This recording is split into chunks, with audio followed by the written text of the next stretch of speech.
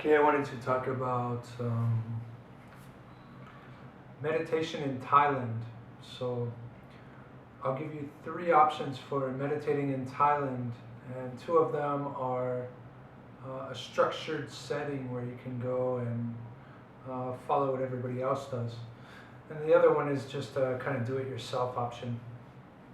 So for me, there are two really good temples to do this at. If you want to go with the group setting type situation. And the first one is at Wat Nanachat, Watpah, Nana Nanachat, watpananachat.org, and that link will be in the description below. Wat Pa is a forest monastery located in Warin Chamrap in Ubon Ratchathani in the northeast of Thailand. Very close to Laos, very close to Cambodia. And the temple was created by Ajahn Chah, and he's one of the pioneers of the forest tradition. Wat Pa is very large, the grounds are very large, and the setting, there's a lot of trees, many trees, it's almost like a forest. There are a lot of buildings now, a lot of places to meditate. There's a bot and a lot of places for meetings. Wat Pa gets quite a lot of locals that come there for the special Buddhist holidays. So it can be crowded, during those days. Usually it's not. The way that you go about setting up a time to go there is you're supposed to write them or call, but I think they only have writing as a contact option on the website. You're supposed to write them or email them and say, I want to come for 2 weeks during this time, is it okay? And while it's a good idea to do this, it's not absolutely necessary during most times of the year. So if for some reason you didn't get a chance to email them and give them a heads up that you would like to come, usually it's okay. I've been there a couple of times and it's never been a problem. And I just show up, I don't give any kind of advance notice. I'm not staying for weeks or months at a time though, but I think the longer that you plan on staying, the more important it is that you give them a heads up. So what the situation is there, assuming they say it's okay to come, or assuming you show up on some morning, and you talk to the guest monk. He's the guy that coordinates at first people staying. You'll talk to the guest monk, tell them how long you want to stay. They'll set you up in a kuti. Usually, you'll sleep upstairs of the eating area, the dining area. Well, it's where they prepare the food, and there's also a little library down there. So you'll stay upstairs of that. There's some rooms up there, and it's just a very small room, hardwood floor. I think they do have cushions. Like little mats, and they have pillows if you want hard pillows, like the hard Thai square or rectangle pillows that you may have seen in the stores, back in your country. There's no smoking if you're a foreigner or a Thai. There's no smoking. There's no eating after noon time, so you eat only in the morning up until noon. And really there's one main meal, and you can snack after that if you want. There's always fruit or other things, but it's going to be hard to deal with, right, if you're going to not eat after noon. There is an evening, they call it evening tea or evening coffee or evening snack. Well, it's not really a snack, it's more like a drink. So you might get a drink of fruit juice or tea or something like that. And So you wake up early in the morning and you follow with the monks and go on the pindabat, go on the rounds, you know, the alms rounds, and get your um, donations of food from the local people. And so that's pretty interesting. If you're gonna stay for a little bit, you're gonna wear white, all white usually, and I think they ask that you shave your eyebrows and your head if you're gonna stay more than 3 days. So it's kind of a serious commitment, and you know, most people don't go there unless they plan on checking it out to see if maybe they'll stay for a long time, for a couple months or years, or maybe even ordain. If you're gonna ordain, now they've changed it from 3 years to 5-year commitment. So it's quite a big commitment. If you're gonna, if you're gonna become a monk, you know, 5 years is a long time to say, yes, I'm gonna become a monk. Of course you can get out any time, but they do want you to commit to that long, so it's a long time. You can stay in a white white outfit, white shirt and pants for as long as you want. Basically, they might ask you to ordain after a while, but it's up to you. You do have some free time there to meditate on your own. There's plenty of meditation sessions. Food is taken care of. There's some small donation you should make, you know, whatever that is. I think if I would probably leave at least 5,000 a month, right? 5,000 Thai baht.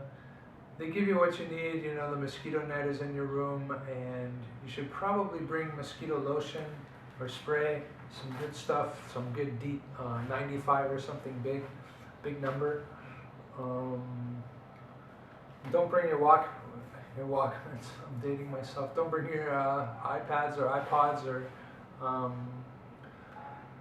your phone you can bring, they put it in storage for you. Don't bring any electronics, don't bring anything extra, you don't really need anything. You'll need a torch, which is what, you know, half the world calls it. United States we call it a flashlight. Bring a flashlight with batteries, extra batteries. Better use just the AA because advanced batteries like the CR123As and things are not available very well. You have to go to a specific store to find them. So better not to bring them. Better not to bring the 6-volt batteries, the real big ones. Same reason. So anyway, that's Wat Suan. It's a great experience. There's a lot of rules, a lot of rules, and the monks are, I don't want to say anything, I mean, maybe it has changed, so it should be a good experience for you, and many people do it, but not nearly as many as do the next one I'm going to talk about. So the next option for meditation in Thailand is Wat Suan Mokkh, and it's Mokkha Balaram, I think is what it is in the completely, but it is located in Chaya, which is just north of Suratani, and it's south of Hua Hin, south of Chumphon, south of Bangkok. You know, it's on the Gulf there. The temple is not on the Gulf, as in you're not going to be able to go swimming in the ocean. The temple is right on the main highway there, north of Surat by, well, distance from Surat is about 55 kilometers, but north of Surat maybe by 30 kilometers or so.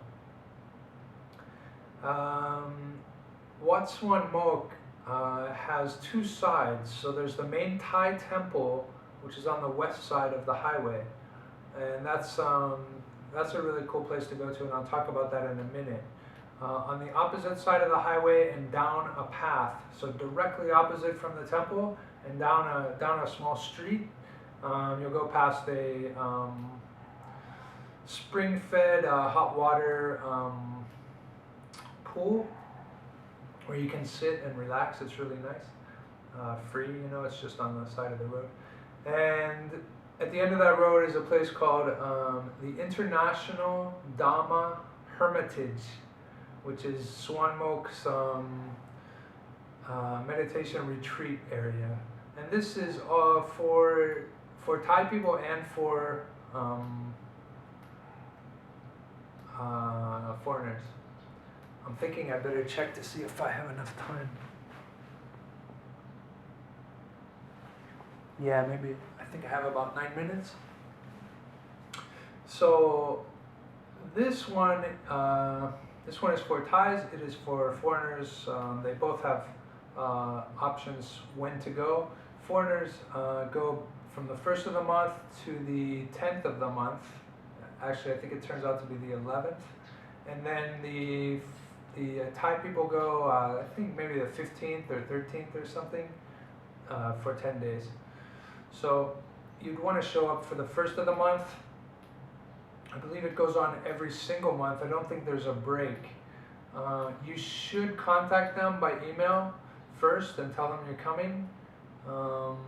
Many people don't, and again, it's usually okay. Sometimes they have as many as over 100 people to go, so it's probably a good idea to contact them and let them know you're coming. When you go, you have a small donation. It shouldn't be more than like 3,000 baht at the moment. I think it's more like 2,000, 2,500 at the moment, but make sure you bring 3,000 or more just to make sure. So you show up on the 1st. Actually, I think you show up the night before. Honestly, I can't remember. I think you show up on the. I think they'd like you to show up the night before, but I think most people show up on the 1st is how it works. I did not do that one. I never did that one, but I've been on the grounds and shot a lot of photos and videos and talked to people that have been there. Some of them, my friend Mark has been there like, I think he said 5 or 6, 7 times. So this one is very, very regulated. It's a non-speaking,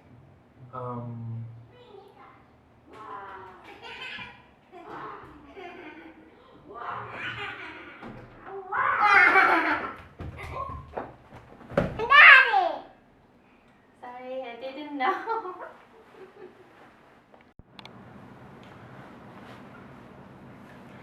Okay, I just had a really funny interruption by my daughter and my wife. They didn't know I was filming. It was very funny.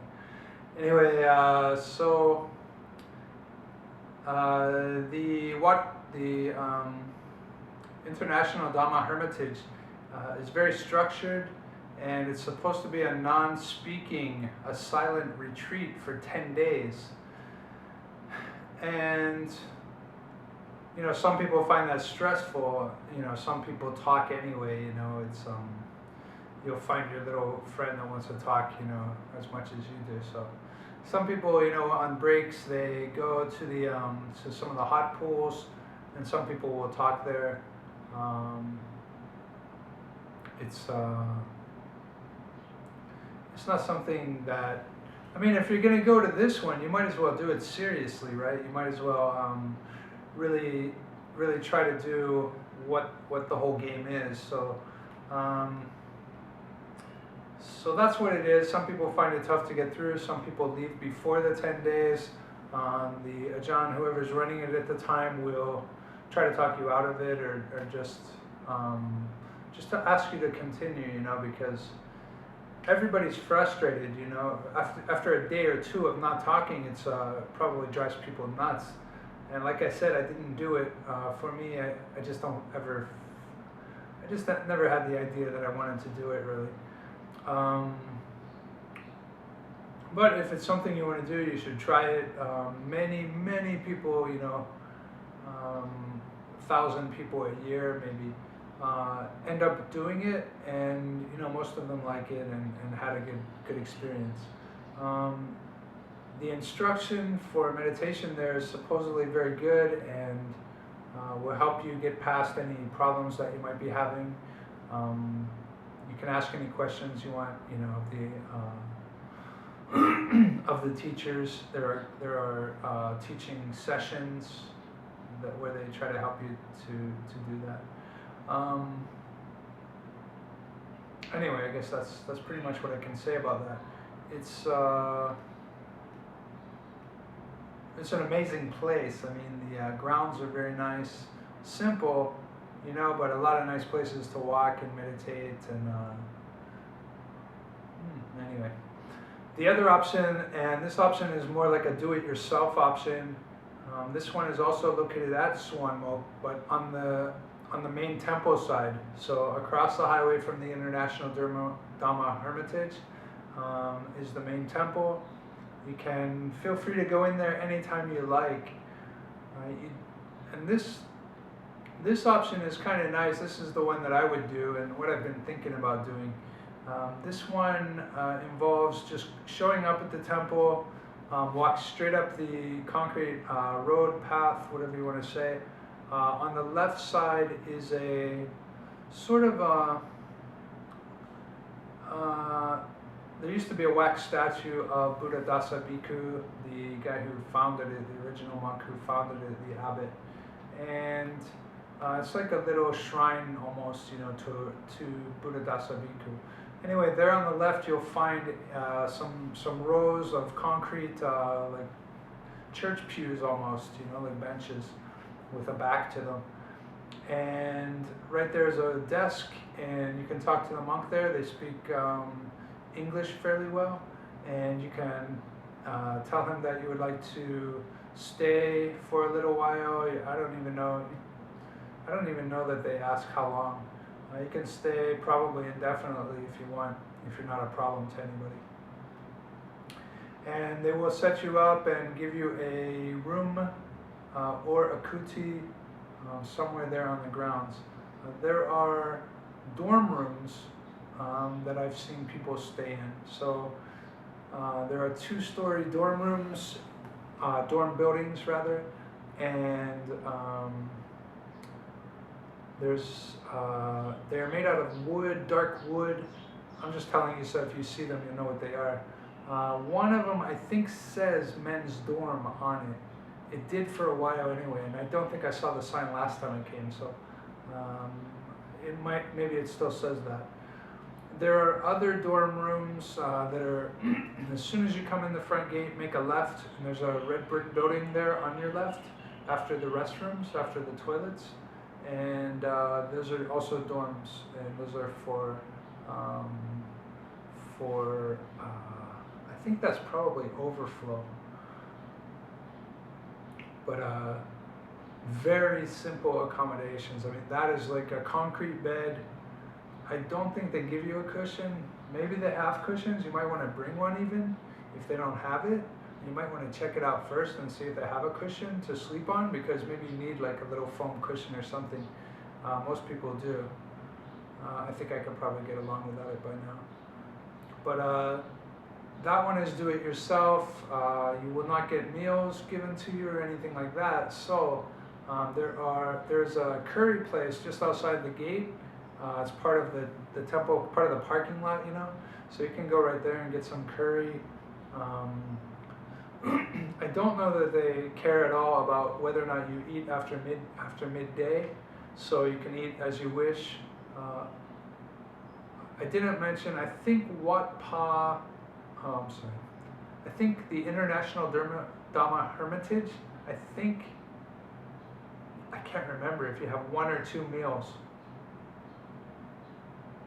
I can't remember, I haven't looked at the instructions for a long time, the rules. But again, it might be something you need to get used to. Over on the Thai side, when you do it yourself, you can eat wherever you want. You can, I was planning on, I'll just keep my motorbike in the parking lot there and stay as long as I want, and I'll go to pick up some food along the highway there or up into Chaya town. There are markets and things to pick up fruit and whatever else. There's no like refrigerator that you could store your stuff, so ants and bugs will be a problem if you store it at your room, and maybe they don't even let you, I'm not sure. If you have it in plastic containers or baggies that are tied, maybe they'll let you, but I would guess they don't let you, because they don't want the ants in there. I mean, ants can be a big problem real fast. Anyway, so that's meditation in Thailand. 3 options for you. If you're a beginning meditator, you would probably go to the International Dhamma Hermitage and do the 10-day retreat. You would have to sit for a long time. You could sit or sit in chairs, but you should know how to meditate or think you know how to meditate and be able to do that, pretty well for 10 days. Many times you have walking meditation, you have sitting meditation, you have some classes, you have some eating times, you have some work times where you have to do some work. So, but beginners should probably hit that one first. If you're advanced, you could try Wat Suan Mokkh up in Ubon, and that one's very nice and a little bit on the. There's very little instruction given, to foreigners, and you should pretty much know how to meditate on your own. They can answer any questions, of course, but I think it's more for a higher level meditator. And then do it yourself is really for a high level meditator. You just go and make it up as you wish. There are places to meditate around Suan Mokkh, little meditation buildings with doors on them. They have open windows, so the mosquitoes there are just off the hook. I mean, crazy numbers of mosquitoes. So you got to bring some good spray, or else if you can find a hat like a big wide brim hat with a mosquito net that falls over you as you meditate, that would be perfect. Yeah, mosquitoes are a problem. Every temple that you go to, mosquitoes are going to be a very big problem. So bring some good spray. You can get it at 7-Eleven here. You can get it at the Macro, Tesco, Big C, any of the big department stores. You can get good mosquito spray. Also bring a flashlight if you're going to do the do-it-yourself. You can probably bring your electronics and things like that, but as long as nobody else can hear them or see them, I think it's fine. Your phone maybe. But keep in mind that there's thieves everywhere, and that you might have your things stolen. I mean, there's no guarantees. All right, I hope that's a pretty good overview. There are in-depth PDF files. One guy, a German guy, did a great PDF file. I'll put it at Jhana8, JHANA, the number 8.com. That's one of my sites, and I'll put it there for download. Maybe go to jhana8.com / like this, and then retreats, lowercase, RETREATS, and then another / and then I'll put the file right there so you can download it. This guy did a real good compilation of. There's about 20 or 30 different places to meditate in Thailand, and I think he includes Burma, Malaysia. I think that's all. Maybe possibly Vietnam. All right, cheers then. Hope it helps.